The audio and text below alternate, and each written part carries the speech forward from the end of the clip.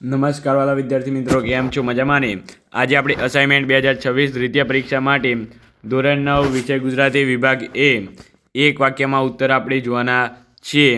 વિડીયોને એન્ડ સુધી જોજો. વિડીયો ગમે તો લાઇક, શેર અને સબસ્ક્રાઈબ કરવાનું ભૂલતા નહીં. બરાબર, તો ચાલો અહીં આપણે ધોરણ 9 વિષય ગુજરાતી વિભાગ એ એક વાક્યમાં ઉત્તરનું સંપૂર્ણ સોલ્યુશન જોઈએ.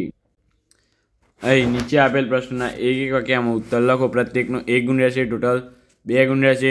ગંધ 12. અહીં પહેલો પ્રશ્ન છે, માર્કંડી લેખકને શું આપતી? તો અહીં જવાબ આવશે માર્કંડી લેખકને શક્કરિયા અને અમૃત જેવું પાણી આપતી. સખી માર્કંડી પાઠના લેખક નકશામાં માર્કંડીની લીટી શોધતા નથી, તેનું શું કારણ? સખી માર્કંડી પાઠના લેખક નકશામાં માર્કંડી લીટી શોધતા નથી, કારણ કે સખી મટી નદી થઈ જાય તેવો તેમને ભય છે. બરાબર, માટે અહીં આઈએમપી છે આ પ્રશ્ન, ખાસ કરીને જોઈ લેજો. સખી પાઠના નકશામાં લેખક માર્કંડીની લીટી શોધતા નથી, કારણ કે સખી મટી થઈ જાય તેવો તેમને ભય છે. નદીમાં શાની જનેતા ગણાય છે?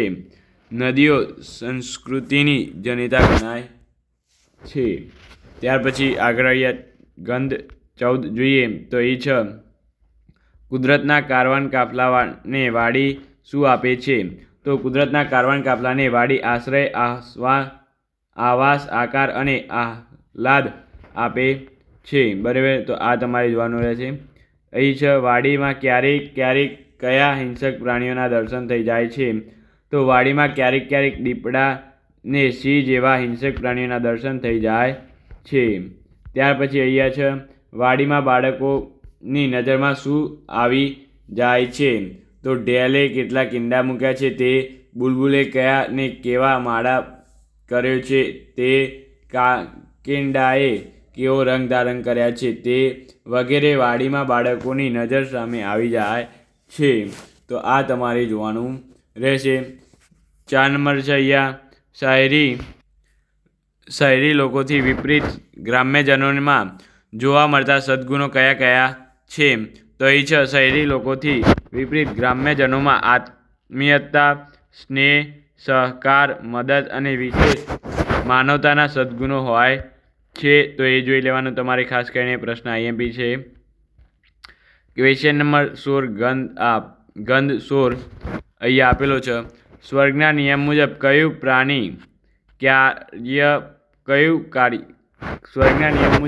કાર્ય પૂર્ણ ગણાય? તો અહીં સ્વર્ગના નિયમ મુજબ કુદરતી રીતે સહજતાથી થયેલું સત્કાર્ય પુણ્ય ગણાય. ત્યાર પછી અહીં છે, બાબુનું કયું પૂર્ણ કર્મ તેને સ્વર્ગમાં લઈ ગયું? તો બાબુએ પેશાબ કરતા 2 ડગ ખસીને એક કીડીને મારતા બચાવ્યું, તેનું આ પૂર્ણ કર્મ તેને સ્વર્ગમાં લઈ ગયું. જોઈ લેજો આઈએમપી. ત્યાર પછી અહીંયા છે, કુદરતી એકાંકીમાંથી શો બોધ મળે છે? તો ક્યારે એવું સત્કાર્ય પણ ઉત્તમ વસ્તુ પ્રાપ્ત કરાવે છે? કુદરતી એકાંકીમાંથી આવો બોધ મળે. તો આ ખાસ કરીને આઈએમપી ખાસ કરીને જોઈ લેવા. ગંધ 25ની વાત કરી લઈએ હવે. તો અહીં સતી પ્રથા કોને દૂર કરી હતી? તો અહીં છે, રાજા રામમોહન રાયે સતી પ્રથા દૂર કરી હતી. રાજા રામમોહન રાય. ધર્મ સંકટ સમયે ગીતાનું શરણ કોણ લેતું હતું? તો ધર્મ સંકટ સમયે ગીતાનું શરણ મહાત્મા ગાંધી લેતા હતા. કોણ લેતું હતું? મહાત્મા ગાંધી. ત્યાર પછી છે, ગીતાજી અનુસાર વ્યક્તિ નાની છે કે મોટી શેના લીધે બને છે? તો અહીંયા છે, ગીતાજી અનુસાર વ્યક્તિ નાની છે કે મોટી તે પોતાના કર્મોને કારણે બને છે. બરાબર, એ કાના કારણે? પોતાના કર્મોને કારણે. ત્યાર પછી અહીંયા છે તમારે કે શ્રી સંત દેવીદાસે કેવા લોકોની સેવા કરી હતી? તો અહીં જવાબ આવશે, શ્રી સંત દેવીદાસે રક્તપિત્ત, ક્ષય જેવા સાધ્ય રોગોથી પીડાતા લોકોની સેવા કરી હતી. ત્યાર પછી 5મો ક્વેશ્ચન છે, ભારત સરકાર તરફથી સિંધુ સાતાઈ સબકાલનને કયો પુરસ્કાર આપવામાં આવ્યો છે? તો અહીં છે ભારત સરકાર તરફથી સિંધુ સાતાઈ સપ્તકાલનને પદ્મશ્રી બરાબર પુરસ્કાર આપવામાં આવ્યો છે. અહીં પ્રથમ પરીક્ષાના અભ્યાસક્રમમાંથી જોઈ લઈએ થોડા બરાબર. ગંધ 2 અહીંયા આપેલો છે. ચોરીની ભૂલ સ્વીકારવામાં ગાંધીજી કેમ જીભ ઉપડતી નથી? તો પિતાજી દુઃખી થશે, કદાચ માથું કૂટશે એવા ભયને કારણે ચોરીની ભૂલ સ્વીકાર ગાંધીજીની જીભ ઉપડતી નથી. ખોટું કાર્ય કર્યાના અપરાધમાંથી બહાર આવવા શું કરવું જોઈએ? તો એ ખોટું કાર્ય કર્યાના અપરાધમાંથી બહાર આવવા આપને જોખમ ખેડીને પણ દોષ કબૂલ કરવો જોઈએ.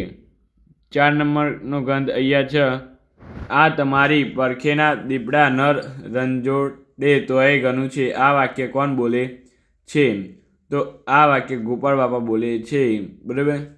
ગોપાળ બાપા શાનો વેપાર કરવા ઈચ્છતા હતા? તો ગોપાળ બાપા હરિનામનો વેપાર કરવા ઈચ્છતા હતા. IMP છે વિદ્યાર્થી મિત્રો. અહીંયા આગળ આપણે જોઈએ પહેલાં આપણે એક સૂચના આપી દઈએ કે આપણે યુટ્યુબ ચેનલ પર તમને દરેક વિષયના તમને અસાઇનમેન્ટને લગતા 7 વિષયના બરાબર કેટલા 7 વિષયનું થોડું સોલ્યુશન પણ જે મળે એ ધોરણ 9નું જે મળે એ 7 વિષયનું મળશે બરાબર. જેટલા અપલોડ થશે વિડીયો એટલા અમે કરીશું. તો વિડીયોને દરેક વિડીયો જોવા તમારે નમ્ર વિનંતી બરાબર. કારણ કે આમાંથી જ તમારે પૂછાતું હોય છે. તો ખાસ કરીને આ વિડીયો જુઓ અને વિડીયોને લાઇક શેર અને સબસ્ક્રાઈબ કરવાનું તો ભૂલતા જ નહીં બરાબર. હવે આગળ આપણે જોઈ લઈએ અહીંયા ગંધ 6.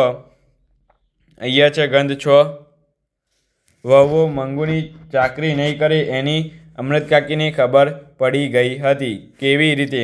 તો વહુઓ મંગુ કાકીની ચાકરી નહીં કરે એની અમૃતકાકીને ખબર પડી ગઈ હતી કારણ કે બેમાંથી એકે વહુએ હજી સુધી અમૃતકાકીને પોતાને ત્યાં રહેવા આવવાનું આમંત્રણ આપ્યું ન હતું. અમૃતકાકીને લોકો દવાખાના અંગે શાની ઉપમા આપતા હતા? અમૃતકાકીને લોકો દવાખાના અંગે પાદળાપોળની ઉપમા આપતા બરાબર. એ તમારે જોવાનું છે. ત્યાર પછી છે અમૃતકાકીની દ્રષ્ટિએ લોહીની સગાઈ ક્યારે ખરી ગણાય? તો અમૃતકાકીની દ્રષ્ટિએ તે ગાંડી મંગુની સાચી માં બની રહે ત્યારે જ તેની લોહીની સગાઈ ખરી ગણાય બરાબર. તો આ તમારે જોવાનું રહેશે. ત્યાર પછી અહીંયા છે લાસ્ટ ગંધ 8 કે બકુલ ત્રિપાઠીના મતે ભારત દેશમાં આપણે કઈ નવી સંસ્કૃતિ વિકસાવી છે? તો બકુલ ત્રિપાઠીના મતે ભારત દેશે આપણે છાલ છોતરાની ગોટલાની નવી સંસ્કૃતિ વિકસાવી છે. ત્યાર પછી 2 નંબરનો ક્વેશ્ચન છે. બાલ મંદિરોમાં બાળકોને કઈ ટેવો પાડવામાં આવી રહી છે? તો બાલ મંદિરોમાં બાળકોને સ્વચ્છતાની ટેવ પાડી દેવામાં આવી છે. તો અહીંયા આપણે લાસ્ટ ગંધ જોઈ લઈએ હવે કે ભાસ્કરાચાર્યના મતે ભારતીય સંસ્કૃતિ કેવી છે? તો ભાસ્કરાચાર્યના મતે ભારતીય સંસ્કૃતિ સનાતન સત્તા નિત્ય ન્યૂનતમ છે. સંસ્કૃતિ એટલે શું? તો સંસ્કૃતિ એટલે સહજભાવ સ્વભાવથી ઉપર ઉઠવું. વિકૃતિઓ ક્યારે ક્ષીણ થતી જશે? તો માનસમાં વૈજ્ઞાનિક વૃત્તિ જેમ જેમ વધતી જશે તેમ તેમ વિકૃતિઓ ક્ષીણ થતી જશે. તો આ સાથે આ વિડીયોને સમાપ્ત કરીએ છીએ. વિડીયોને લાઇક શેર અને સબસ્ક્રાઈબ કરવાનું ભૂલતા નહીં. આપણે મળીશું આ વિડીયો સાથે. Thank you so much. Video જોવા તમારો ખૂબ આભાર.